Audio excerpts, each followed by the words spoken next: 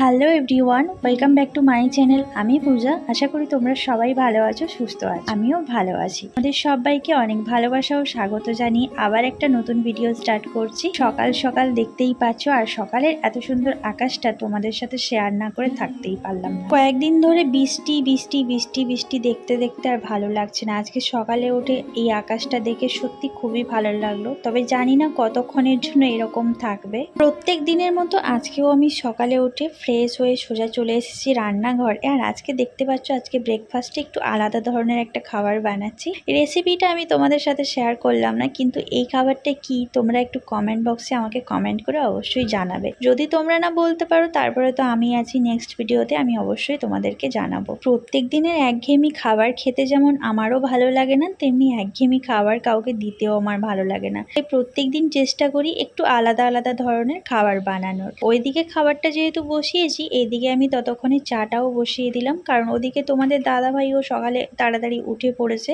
উঠে ব্রাশ করছে, তো বললো যে চাটা বসিয়ে দাও, চা খাবো। তো সেই জন্য আমি ভাবলাম যে ওদিকে হতে হতে আমি চাটা বসিয়ে দিই। তো এই যে দেখো উল্টো দিকটা হয়ে গেছে, তাই ভাবলাম একটু উল্টে পাল্টে তোমাদের সাথে শেয়ার করি। আর দেখতেই পাচ্ছ কতটা এগুলো ফুলে গেছে, একদম ফুলে একদম পটলের মতো হয়ে গেছে। তোমরা আমার মতো কারা আছো যাদের প্রত্যেক দিন একই রকমের খাবার খেতে ভালো লাগে না? আমার তো ভালোই লাগে না, তাই আমি চেষ্টা করি একটু নিজের মতো করে ভিন্ন ভিন্ন টাইপের খাবার বানাতে। এতক্ষণ তো আমি এগুলো তেল ছাড়াই বানিয়েছিলাম, এখন ফাইনালি একদম একটু ঘিতে আমি হালকা করে ফ্রাই করে নিয়েছি। এই যে দেখো পুরো ফাইনাল লুকটা এরকম হয়েছে। সত্যি কথা বলতে বন্ধুরা, এগুলো দেখতেও যতটা সুন্দর হয়েছে, খেতেও সত্যি কথা বলতে একদম অসাধারণ যাকে বলে। পরে কোনো ভিডিওতে আমি তোমাদেরকে অবশ্যই রেসিপিটা শেয়ার করব। আমি জানি আমার অনেক বন্ধুদের এটা দেখেই মনে হচ্ছে যে একবার যদি খেতে পেতাম। তোমরা চাইলে পরে কোনোদিন ভিডিওতে আমি রেসিপিটা শেয়ার করে দেবো। আর এই যে দেখো তোমাদের দাদা ভাইয়ের জন্য টিফিন বক্সে রেডি করে নিয়েছি।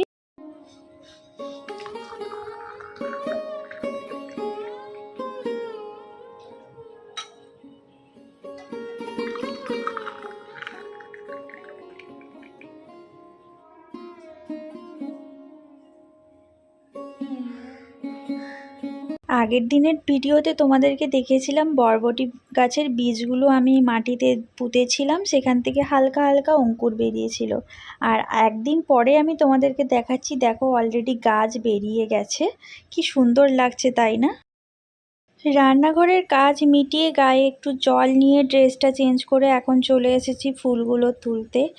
আর আমার এই গাছটাতে বর্ষা হচ্ছে বলে এত ফুল ফুটছে কি বলবো। আর ফুল ফুটলে তো আমার ভীষণ ভালো লাগে। আর এই যে দেখো হালকা হালকা একটু রোদ দিয়েছে। ভগবানকে ডাকছি যেন ঠাকুর আজকে যেন একটু রোদটা ভালো করে দেয়, কারণ এতদিন ধরে বৃষ্টি হচ্ছে আর ভালো লাগছে না। ঘর দর কেমন একটা যেন স্যাঁতসেঁতে হয়ে গেছে, জামা কাপড় প্রচুর জমে গেছে, সেগুলোও কাচতে হবে। তো এই যে দেখতে পাচ্ছ ফুল তোলা হয়ে গেছে, এতগুলো ফুল হয়েছে। ফুলটা কিন্তু অনেকটাই হয়েছে। ভিডিওতে ঝুড়িটা কেন জানি না এত ছোট কেন মনে হয়, আমি সেটাই বুঝতে পারি না। তো যাই হোক, ফুল অনেক ফুটেছে, তো পুজোটাও দিয়ে দেব। তো চলো ভিডিওটা দেখো আর সাথে থেকো। এখন আবার চলে এলাম রান্নাঘরে। দুপুরে কি রান্না বান্না করব সেটাই বুঝতে পারছিলাম না। তারপরে ভাবলাম যে চলো ডিমটা সেদ্ধ করে রাখি, আজকে ডিমের ঝোল আর ভাত করব, এখন আর কিছুই করব না। তারপরে একটু ম্যাগি করে নিচ্ছি, কারণ আমি একটু খাবো। আর আজকে ভাবলাম একটু ঘরদোর পরিষ্কার করব, তাই একটু কিছু না খেয়ে নিলে খিদে পেয়ে যাবে। ম্যাগি খুব একটা আমি ভালোবাসি না। যখন খুব খিদে পাই, যখন খাওয়ার মতো কোনো অপশান থাকে না, তখনই একটা ম্যাগি আমি বানিয়ে খেয়ে নিই। তো আজকে এটা ম্যাগি ছিল না, এটা ইপ্পি ছিল। তো ইপ্পিটাও না আমার খুব একটা ভালো লাগে না, অতটা টেস্টি মনে হয় না। তো যাই হোক, ইপ্পিটা আমি বানিয়ে নিয়েছি, এখন খেয়ে নেব। আর এই যে এদিকে দেখতে পাচ্ছ ডিম সেদ্ধ প্রায় হয়েও এসছে, আর মনে হচ্ছে না একটা ডিম ফুটো হয়ে গেছে।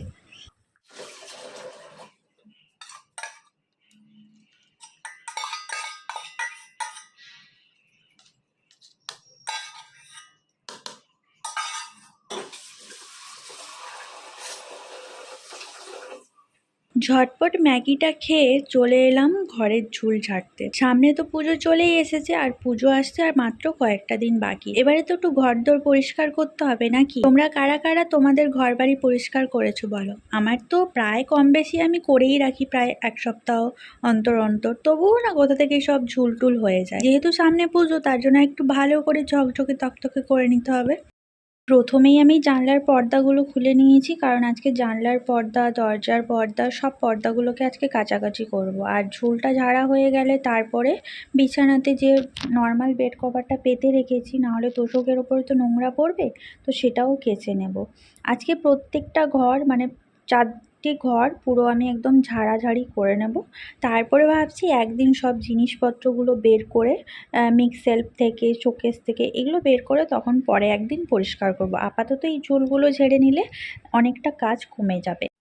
তোমরা তো দেখতেই পেয়েছিলে ঘরের ঝুল ফুল ঝেড়েছিলাম, পুরো একদম পরিষ্কার করে দিয়েছি যত ঝুল ফাঁদ হয়েছিল। আর এখানে ঠাকুরের জায়গাটাকেও পুরো ক্লিন করে নিয়েছি। ঠাকুরের জায়গায় যে কাপড় টাপড়গুলো ছিল মিক্স সেলফে ঢাকা দেওয়া, সেগুলো সব কেচে দিয়েছি। আর এই যে দেখো, এদিকে আমার ওয়াশিং মেশিনটা আমি এইদিকে রেখেছি, আগে এইখানে ছিল এই জায়গাটাতে। দেখলাম এই জায়গাটাতে রাখলে এই জায়গাটা বেশ অনেকটা ফাঁকা হচ্ছে। আর এইদিকে মাইক্রোওয়েভটা রাখা ছিল, মাইক্রোওয়েভটা ইউজ করতে পারছিলাম না, যেহেতু ঠাকুরের জায়গাতে রাখা ছিল। সেই জন্য মাইক্রোওয়েভটা নামিয়ে এইখানটায় টুলটা দিয়ে এইখানে আপাতত আমি বসিয়েছি। আর যে কর্ড দেওয়া জায়গা নেই, মাইক্রোওয়েভের এইখানটায় পয়েন্ট, কি আর করা যাবে। তো ভাবছি পরে তোমাদের দাদাভাই এলে এটাকে অন্য কোনো জায়গায় যদি সেট করা যায়। আপাতত এখানে টুলের ওপরে বসিয়ে রেখেছি। তাতে কি হয়েছে, এই জায়গাটা পুরো একদম ফাঁকা হয়ে গেছে মিক্স সেলফের ওপরটা। এবার এখানটায় শুধুমাত্র পুজোর জিনিসপত্রগুলো রাখতে পারবো। যদিও মাইক্রোওয়েভটা ওখানে যে মানে যতদিন ছিল ততদিন এখানে কোনো ইউজই হয়নি, মানে যবে থেকে কেনা হয়েছে সেভাবে মাইক্রোওয়েভটা ইউজ করাই হয়নি। তো সেই জন্য আর যবে থেকে এখানে শিফট হয়েছি এই রুমটাতে, মাইক্রোওয়েভে তো হাত দেওয়া হয়নি, কারণ মাইক্রোওয়েভ লাগানোর জায়গা ছিল না। ওই জন্য এক সাইডে ওই জায়গাটাতে রেখে দিয়েছিলাম। তো ভাবলাম যে মাইক্রোওয়েভটা যেহেতু আছে, মাঝে মাঝে কোনো কিছু গরম করা বা কোনো কিছু বানিয়ে খাওয়া যেতে পারে, সেই জন্য এটাকে আজকে নামিয়ে এখানটায় রাখলাম। তাই এদিকটা পুরো ফাঁকা। আর এই যে দেখতে পাচ্ছ সব কিছু, যে ঠাকুরের সব কাপড় সব এখানটায় কেচে দিয়েছি। আর যত পর্দা ছিল, যেহেতু ঝুল ঝেড়েছিলাম, পর্দাগুলোও নোংরা হয়ে গেছিলো, তো সেই জন্য পর্দাগুলো ওই সব কেচে দিয়েছি। আরও জামা কাপড় কেচেছি দুটো বারান্দাতে, একদম চারদিকে তোমাদের দাদাভাইয়ের আমার সব কেচে কুচে একদম, যেহেতু রোদটা দিয়েছে সেই জন্য কেচে নিলাম। আর এই যে দেখতে পাচ্ছ এখানে কিছু জামা কাপড় শুকিয়ে গেছে, এগুলো ভাঁজ করতে হবে। এদিকের পর্দাটাও কেচে দিয়েছি আর ঝুল টুল সব ঝাড়া হয়ে গেছে। এই যে দেখতে পাচ্ছ এই ঘরে পর্দা সব খুলে কাচা হয়ে গেছে, দেখতেই পেলে। আর এইদিকে পুরো ঘর একদম ঝুল ঝেড়ে দিয়েছি, চারদিকে পুরো ফাঁদ হয়ে গেছিলো, সব ঝেড়ে ঝুড়ে একদম পরিষ্কার করে রেখে দিয়েছি। পর্দাগুলো শুকিয়ে গেলে রাত্রেবেলা সব এগুলো লাগিয়ে দেবো, কারণ কি এই জানলাটায় পর্দা না দিলে প্রচুর ধুলো নোংরা আসে, আর এই দিক থেকেও তো আসে। এদিকে জানলাগুলো এমনিতেই খোলা যায় না, মানে তোমার কি বলে ওই মশার জন্য, পেছনে যেহেতু ড্রেন আছে। আর তারপরে এখন বর্ষা হতে জানি না কি হয়ে গেছে, দরজাগুলো এমন হয়ে গেছে খুলতেই পারছি না, পুরো একদম সে যেন ফেভিকুইকের মতো চিটিয়ে গেছে। আমি তো একা খুলতে পারছি না, তোমাদের দাদাভাই এলে বলবো যদি খুলে দিতে পারে।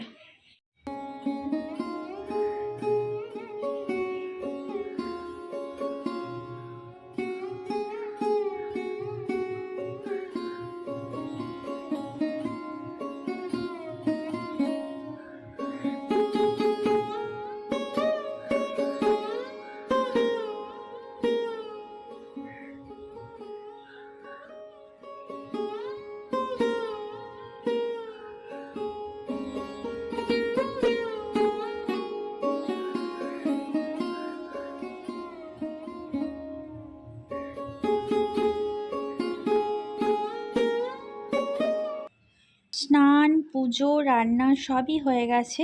রান্না তো আজকে কি করব সেটা তোমাদেরকে বলেইছিলাম, ডিমের ঝোল আর ভাত করেছি, আর কিছুই করিনি। তো তারপরে হঠাৎ দেখলাম একটা পার্সেল চলে এলো, হঠাৎই আসেনি, আমি অবশ্য অর্ডার করেছিলাম, আমি জানতাম আসবে, তবে এত তাড়াতাড়ি আজকে চলে আসবে সেটা জানতাম না। আমি ভেবেছিলাম যে 2 দিন পরে আসবে, কারণ আমাকে ওইভাবেই ডেটটা দেখিয়েছিল। কিন্তু মাঝে মাঝে ফ্লিপকার্টও না আমাদেরকে সারপ্রাইজ দিয়ে দেয়।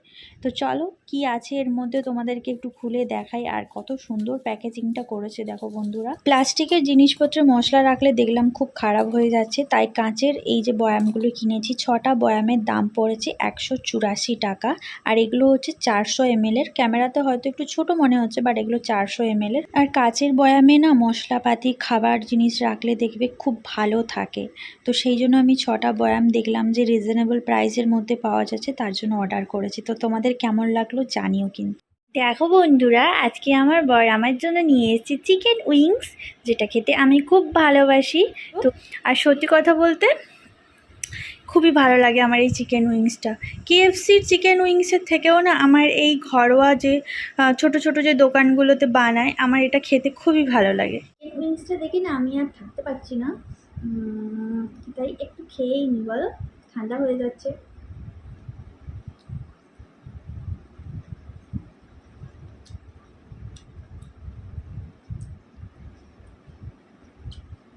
দারুণ।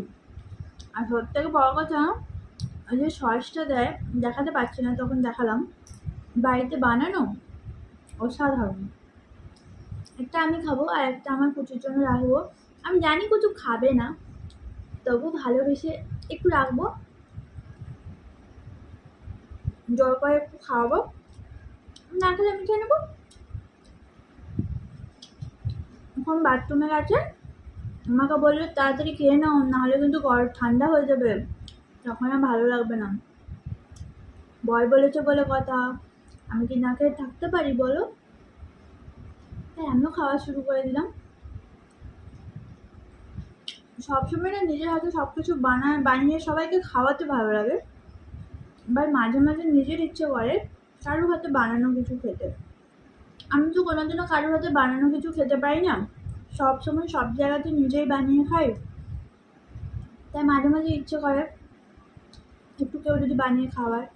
আমার বর মাঝে মাঝে একটু আমাকে চিকেন ফিকেন রান্না করে খাওয়ায়, এছাড়া তো আমার বর বেশি কিছু বানাতে পারে না। ঠিক আছে, আমি খেয়ে নিই।